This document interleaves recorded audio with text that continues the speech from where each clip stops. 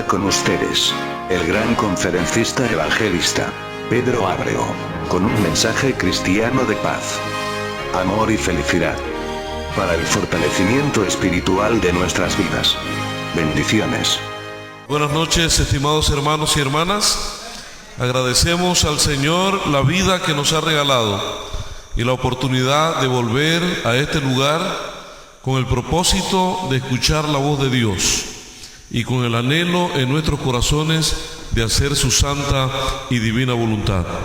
Esta noche queremos analizar en la palabra de Dios un episodio que vamos a denominar el milagro en el más allá. Pero no nos estamos refiriendo a un lugar externo al planeta. Queremos ir al libro de San Lucas. Lucas era un médico, era de Antioquía, y Lucas escribe su libro a un caballero llamado Teófilo. Lucas escribe 2 libros. Teófilo es un nombre griego. Teos significa Dios y filo significa amigo. De manera que Lucas, el médico Lucas, está escribiéndole sus 2 tratados a un personaje que era amigo de Dios. Aparentemente nunca se supo quién era Teófilo, y probablemente era un nombre ficticio de un alto funcionario que de alguna manera le dio una amnistía a Lucas en la época cuando los médicos eran perseguidos. Y en gratitud a ese favor, Lucas escribe 2 tratados, y dentro de esos tratados queremos analizar esta noche este episodio del capítulo 8, versículo 26 en adelante. Dice la palabra de Dios: y navegaron a tierra de ¿quiénes? De los Gadarenos, que está frente a Galacia. ¿Quiénes navegaron? Los discípulos navegaron hacia ese lugar. Y cuando Jesús bajó a tierra, vino a su encuentro, procedente de la ciudad, un endemoniado que desde hacía mucho tiempo no llevaba vestido, ni vivía en casa, sino en los sepulcros. Sigue diciendo la palabra del Señor. Cuando vio a Jesús, este endemoniado se lanzó a sus pies y a gritos exclamó: ¿qué tienes conmigo, Jesús, Hijo del Altísimo? Te ruego que no me atormentes. Porque Jesús ordenaba al espíritu impuro a que saliera del hombre. Hacía mucho tiempo que se le había apoderado de él. Lo ataban con cadenas y grillos, pero rompía las cadenas y era impelido por el demonio a lugares desiertos. Jesús le hizo una pregunta a este joven endemoniado: ¿cómo te llamas? Y él le dijo: Legión, porque muchos demonios habían entrado en él, y le rogaban que no los mandase al abismo. Jesús le preguntó: ¿cómo te llamas? Y él dijo: Legión, porque muchos habían dentro de él. Y ellos le rogaban que los mandase al abismo. Había allí un hato de muchos cerdos que pasían en el monte, y los demonios le rogaron que le dejase entrar en ellos, y Jesús se los permitió. Dice el verso 33: entonces los demonios salieron del hombre y entraron en los cerdos, y el hato se precipitó por un despeñadero en el lago y se ahogaron. Versículo 35: la gente salió a ver lo que había sucedido, y al llegar donde estaba Jesús, ¿qué ocurrió? ¿Qué escena vieron? Hallaron al hombre de quien habían salido los demonios sentado a los pies de Jesús, vestido y en su sano juicio. ¿Y qué dice la Biblia? Tuvieron miedo. Ahora vamos a analizar cada detalle de esto. Los que lo habían visto le contaron cómo había sido salvado aquel endemoniado. El hombre de quien habían salido los demonios le rogó que le permitiera ir con él, pero Jesús lo despidió diciendo: vuelve a tu casa y cuenta las grandes cosas que Dios ha hecho contigo. Y él se fue y publicó por toda la ciudad las grandezas que Jesús había hecho con él. En primer lugar, necesitamos ubicar el punto donde Jesucristo se encontró con este endemoniado.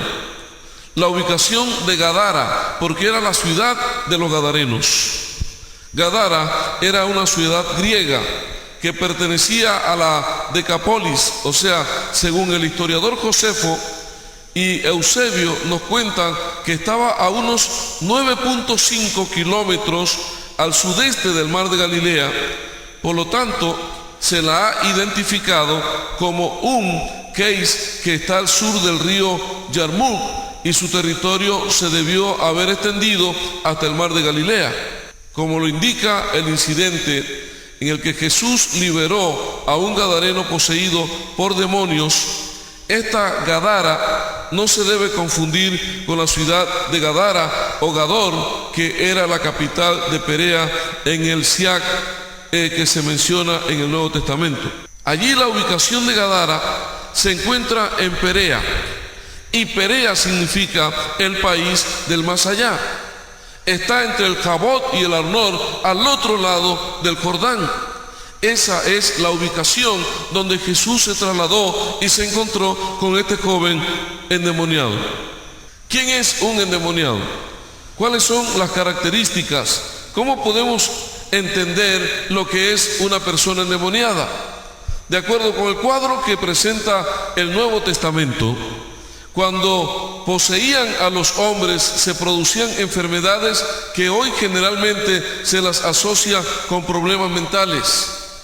Y nosotros podemos ver en todos los lugares, en todas las urbes, en todas las ciudades, en todos los territorios, personas con problemas mentales semejante a las que eran poseídas por demonios. Estos endemoniados manifestaban diversos síntomas. Uno que fue llevado ante Jesús, dice la Biblia que antes hablaba, pero que ahora era mudo. Pero cuando el demonio fue expulsado, el hombre habló. Hay mucha gente que cuando son poseídas por demonios quedan mudas. Pero Jesús tiene el poder de liberar al individuo y la voz retorna nuevamente. Otro poseído por un espíritu mudo y sordo caía con terribles convulsiones, a menudo en el fuego o en el agua, echando espuma por la boca y a veces gritando.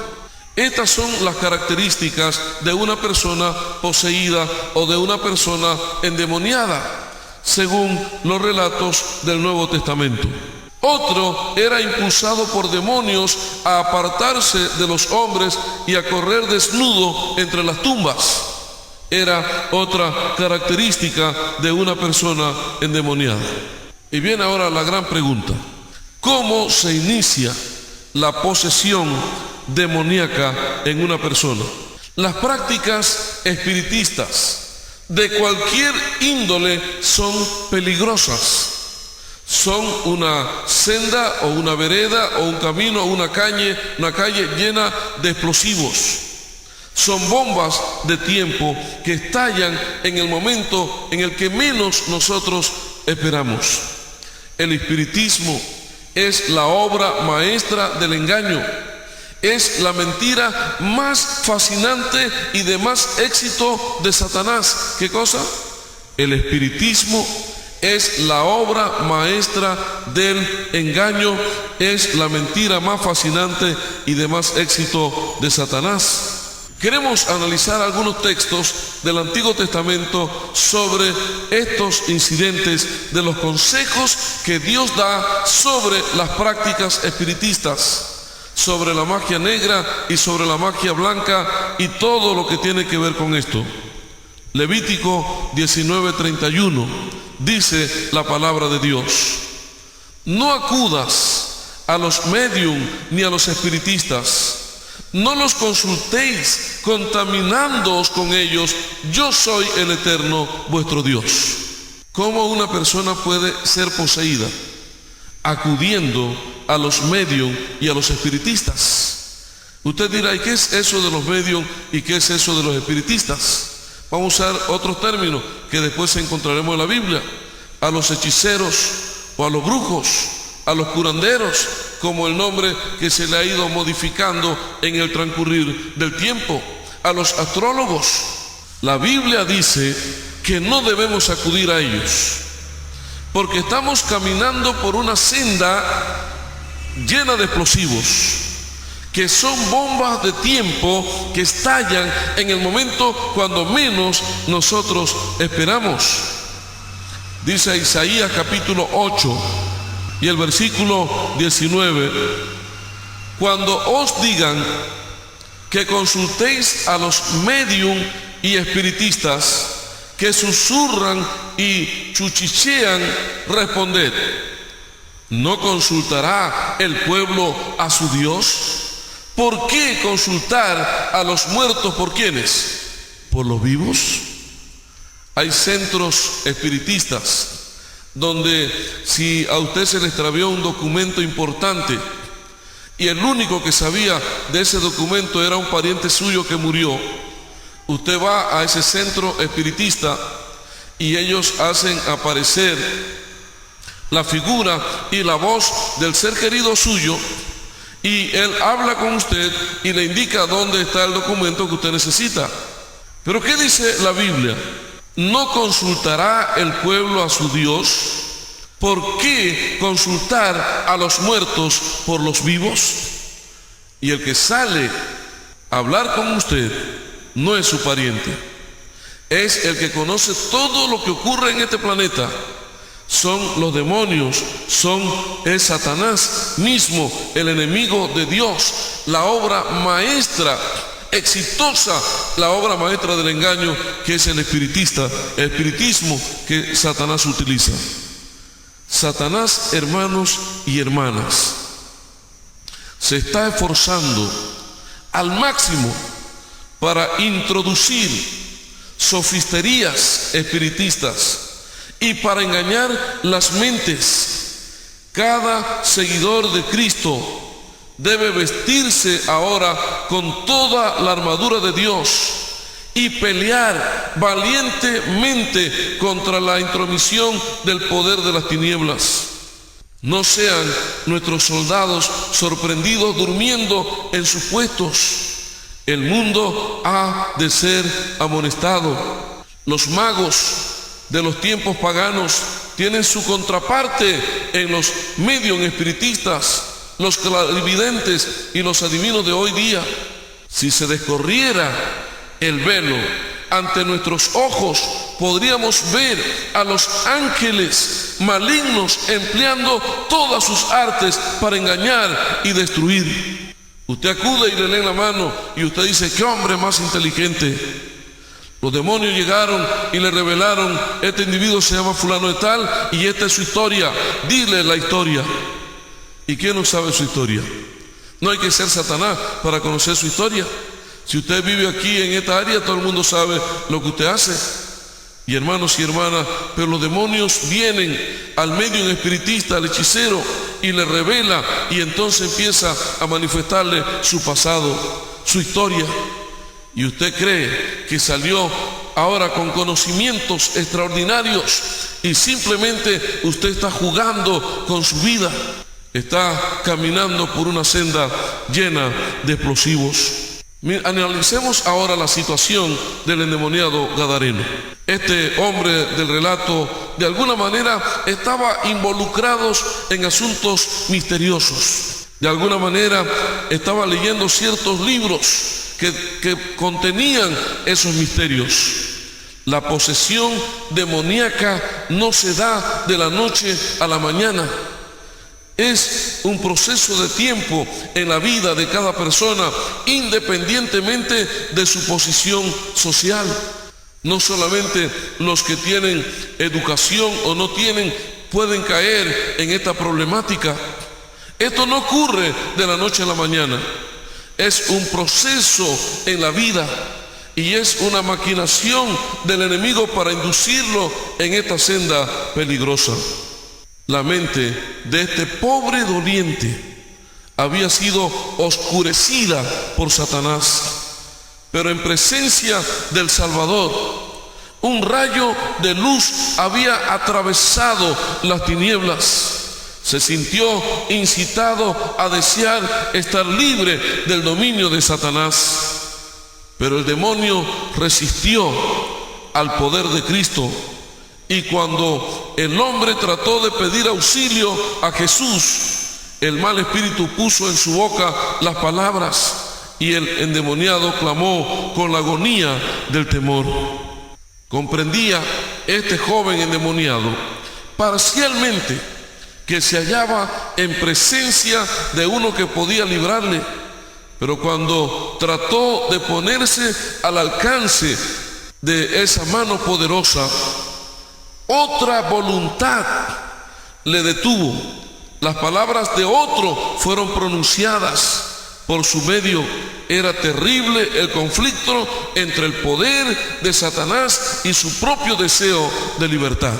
El endemoniado gadareno inició el juego inocente de la tabla de Ouija, de los libros misteriosos, de la magia blanca y la magia negra, y ahora se encontraba en una frontera sin retorno, en un pozo sin fondo, en un abismo sin salida.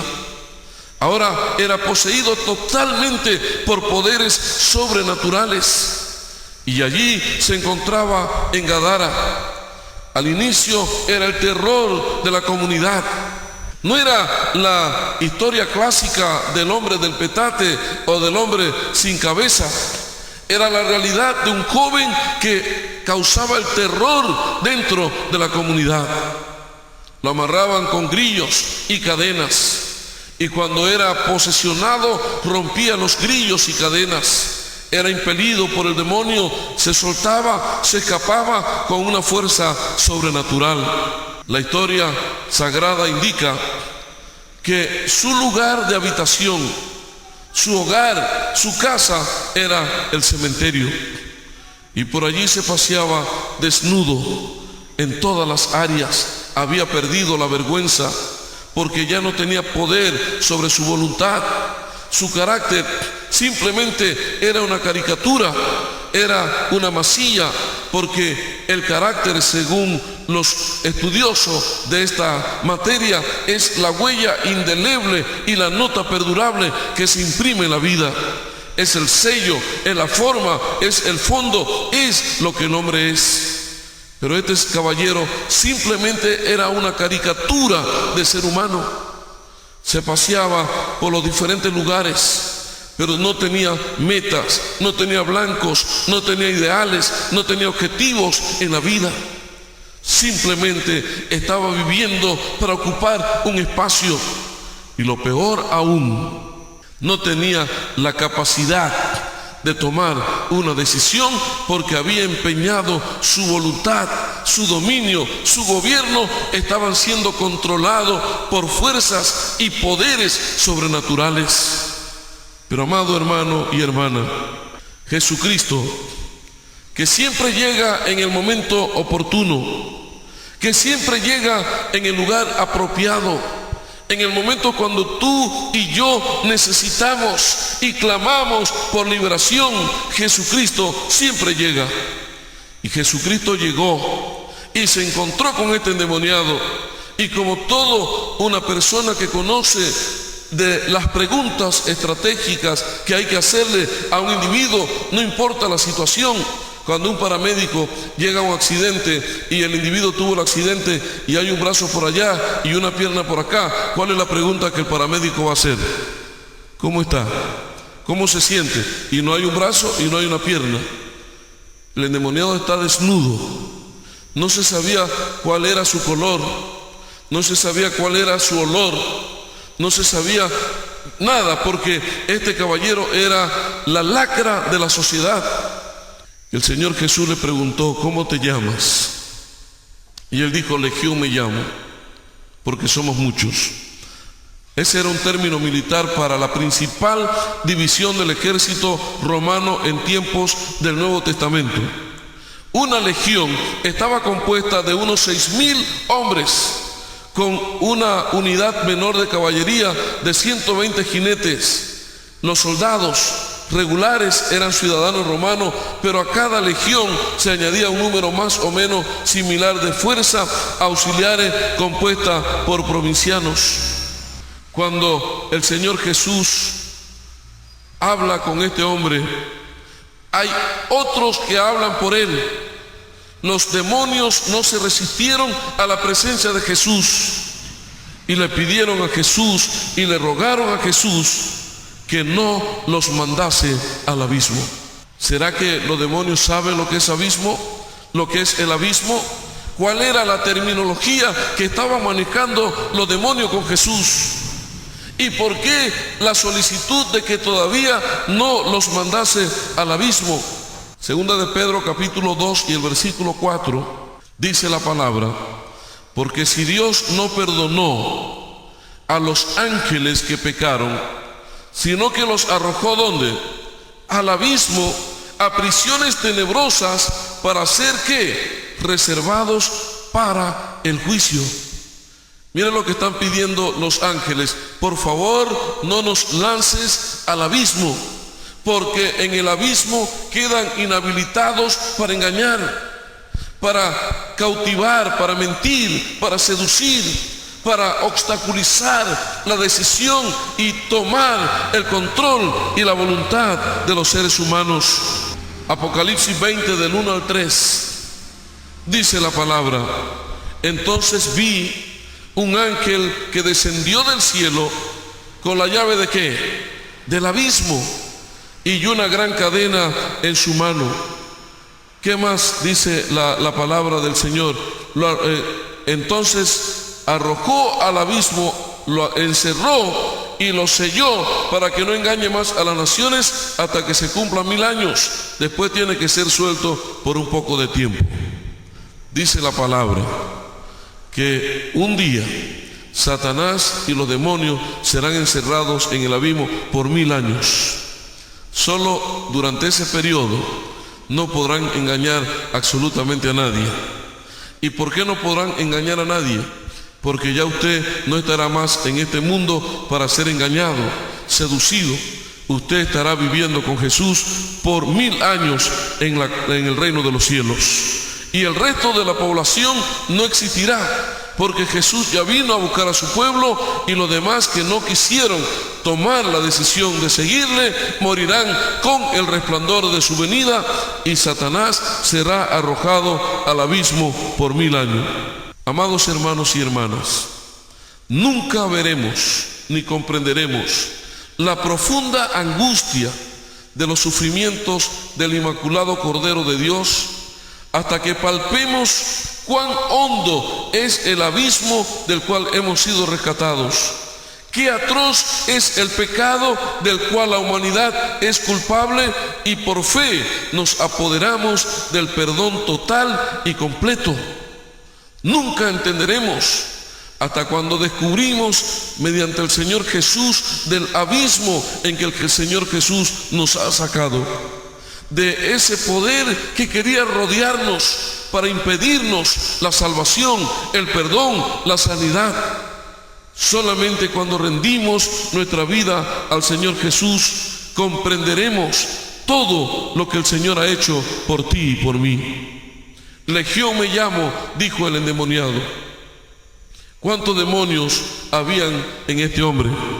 Según Marcos 5, versículo 13, dice la palabra: y Jesús le permitió, ¿a quiénes?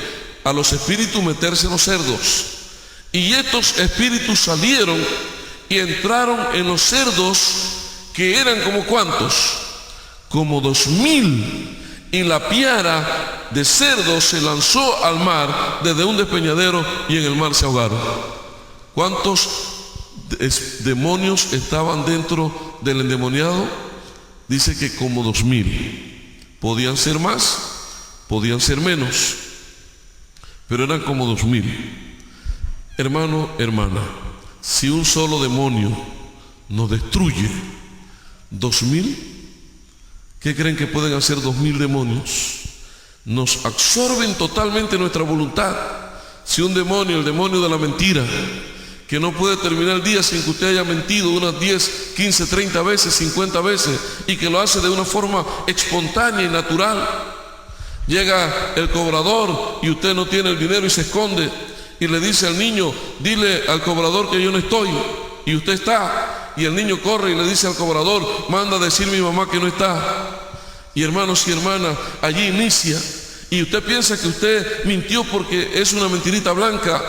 El demonio de la mentira, el demonio del engaño, el demonio de la codicia, el demonio de los vicios, el demonio del alcohol, del tabaco, de la droga, de robar, de matar, etcétera, etcétera.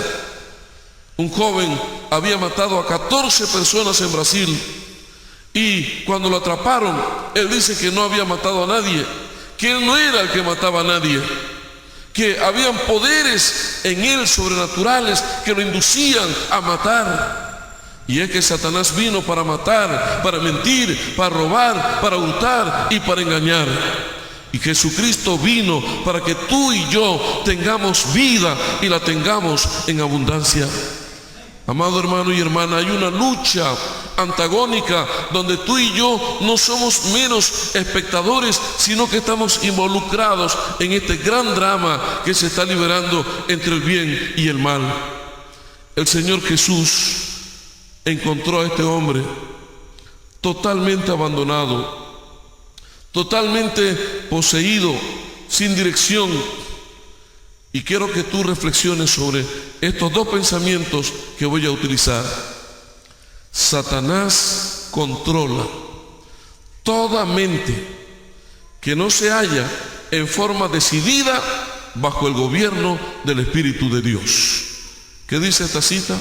Que Satanás controla toda mente que no se halla en forma decidida bajo el gobierno del Espíritu de Dios.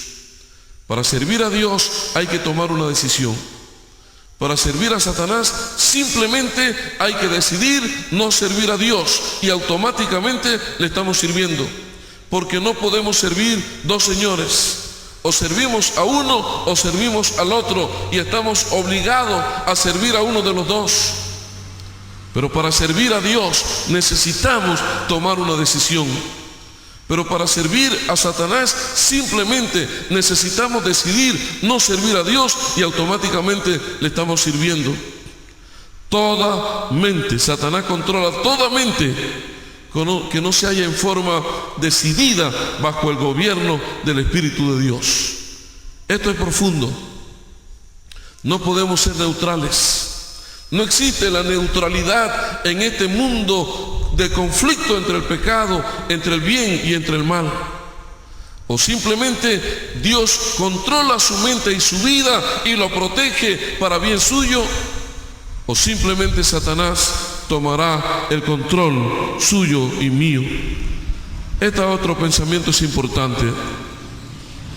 Cuando las personas han descuidado obstinadamente sus propios intereses espirituales y rechazado tercamente el poder del amor de Dios, entonces Satanás puede invadir fácilmente el territorio sin ocupar. Esto no debe olvidarse. Usted puede olvidar todo lo demás, pero cuando las personas, cuando usted y yo, de una manera descuidada y obstinadamente, nosotros perdemos y descuidamos nuestros propios intereses espirituales y rechazamos tercamente el poder del amor de Dios, entonces Satanás puede invadir fácilmente el territorio sin ocupar. Hay una educadora norteamericana que escribió lo siguiente: una mente vacía es taller de Satanás. Y tu mente tiene que ser controlada por uno de los dos. Y si Jesucristo, y si el Padre, y si el Espíritu Santo, y si la palabra de Dios no es la que satura y controla nuestras vidas, entonces somos un territorio fácilmente de invadir por Satanás. Amados hermanos y hermanas, nuestra existencia en este planeta no es simplemente el de ocupar un espacio. Nuestra lucha no es contra carne y sangre, sino contra principados y potestades de las regiones celestes. Hay una lucha donde el enemigo ha secuestrado este planeta con sus habitantes, pero Jesucristo vino y pagó el precio del rescate. Pero tú y yo somos los que decidimos si aceptamos el precio del rescate o no, o queremos seguir siendo secuestrados para cumplir los caprichos, los deseos y los anhelos de Satanás. Sus caprichos, sus anhelos y deseos es vernos tendidos a la orilla del camino para convertirnos en el hazmerreír de la sociedad. Los anhelos y deseos de Dios son tomarnos de allí, del polvo, levantarnos y señalarnos un camino más excelente, un camino extraordinario que tiene espina, pero que también tiene rosas, flores, que tiene algo maravilloso y extraordinario para ti y para mí cuando decidimos seguir ese camino. En esta noche, mis hermanos, Jesús nos invita para darnos la libertad completa.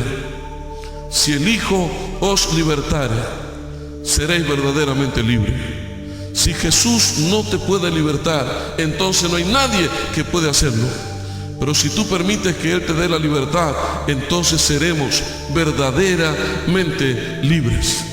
Y en esta noche, entendiendo la palabra, entendiendo la realidad y que Jesús llega precisamente en el momento indicado, cuando es tu hora y es mi hora, Jesucristo llega y nos llama y nos saca y nos trae y nos pone ante su presencia y nos habla y nos garantiza la liberación que solamente Él puede ofrecer. Y gloria a Dios, porque tú y yo hemos venido esta noche aquí y llegamos aquí sin saber qué era lo que Dios tenía para ti y para mí. Pero amados hermanos y hermanas, lo que Dios tiene para ti y para mí es liberación. Es liberación del poder de Satanás. Y un día el Señor no solamente nos va a liberar del poder del pecado, sino que también nos liberará de la presencia del pecado. Un día el Señor entregará a estos habitantes sin pecados un mundo sin pecado. Un mundo que solamente podrán vivir aquellos que decidieron ser libres en Cristo Jesús. ¿Qué le vamos a responder a Jesús? Esta es nuestra gran oportunidad de recibir al Señor Jesús en nuestras vidas. Esta noche es nuestra hora. Hoy podemos decidir dónde queremos pasar la eternidad. ¿Qué vamos a responder? Esta es nuestra gran oportunidad, recibir al Señor Jesús con gozo y con alegría. Él pronto vendrá como Él lo ha prometido en su palabra. Y como los eventos de la naturaleza también lo están manifestando vez tras vez. Pronto el Señor Jesús vendrá en las nubes de los cielos con todos sus ángeles para enviarlos a los 4 puntos cardinales de la tierra para recoger a sus hijos y llevarlos a vivir con Él por la eternidad. No solamente Jesús tiene poder de darte la libertad y de colocar una valla de protección alrededor tuyo para que el enemigo nunca más pueda penetrar, sino que también te garantiza a ti y a mí que un día Él vendrá y nos sacará de este mundo atroz, de este mundo lleno de violencia, donde la violencia, la criminalidad aumentan 10 veces más que la población. Un día Él vendrá y nos llevará a vivir con Él por toda la eternidad. El Señor Jesús nos invita esta hora. Él te invita porque tiene un camino mejor, algo mejor que lo que el mundo ofrece, temporal y pasajero.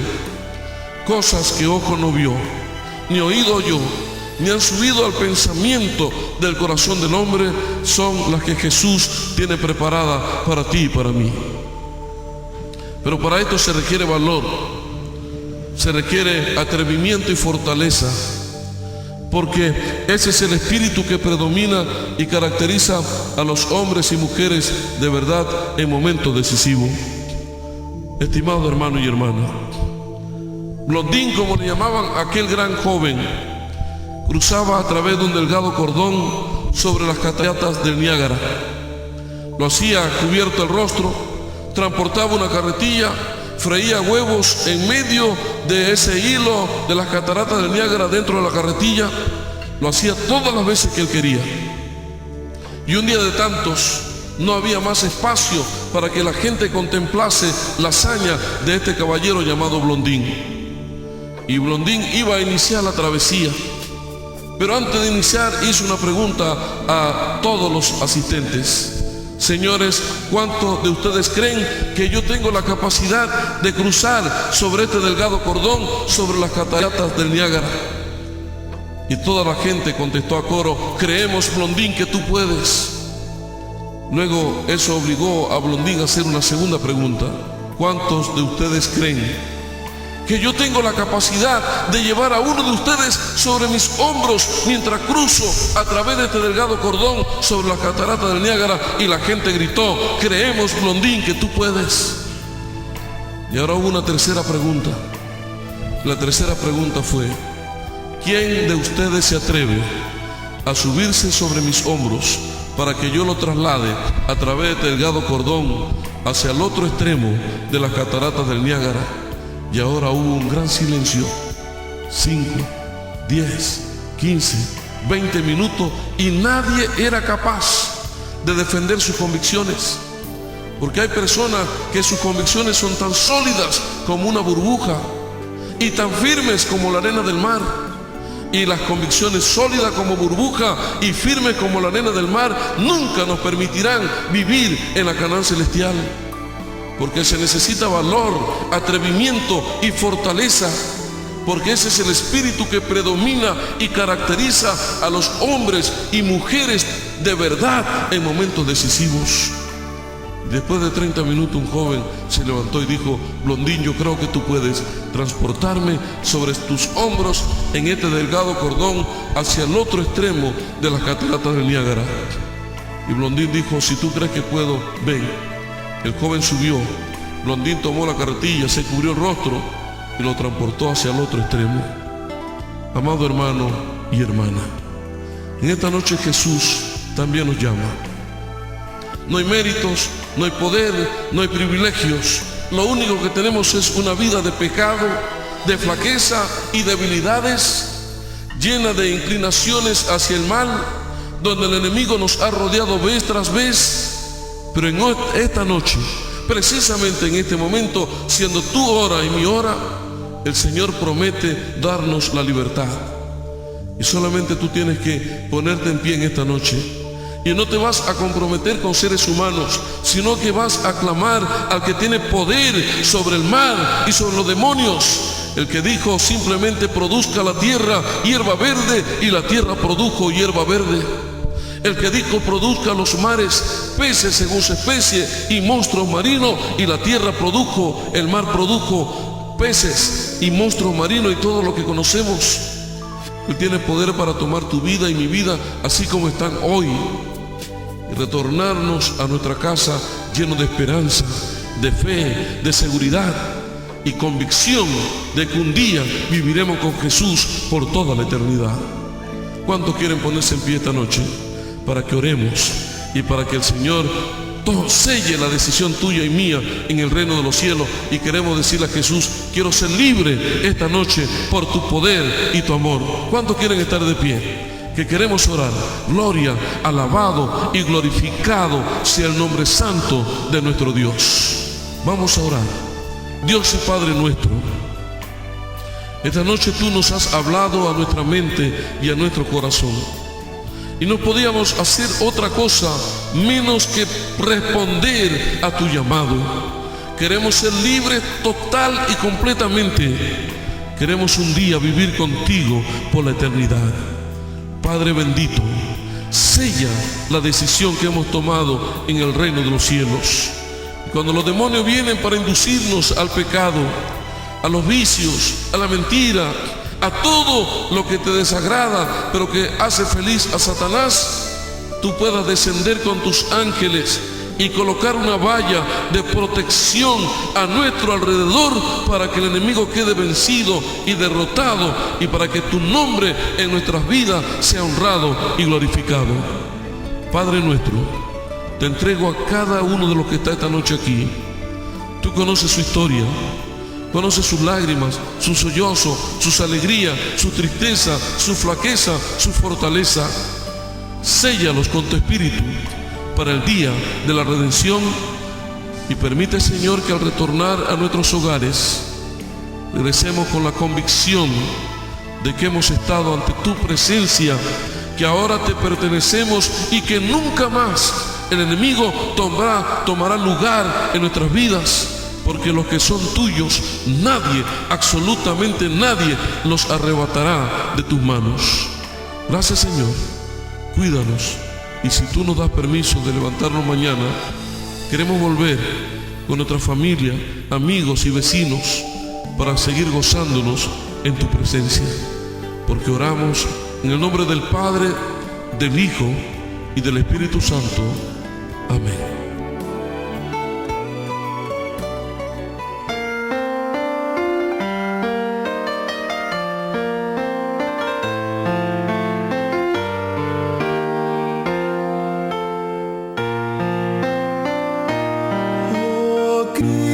Cristo, te adoro, te acepto por fe, por ti los caminos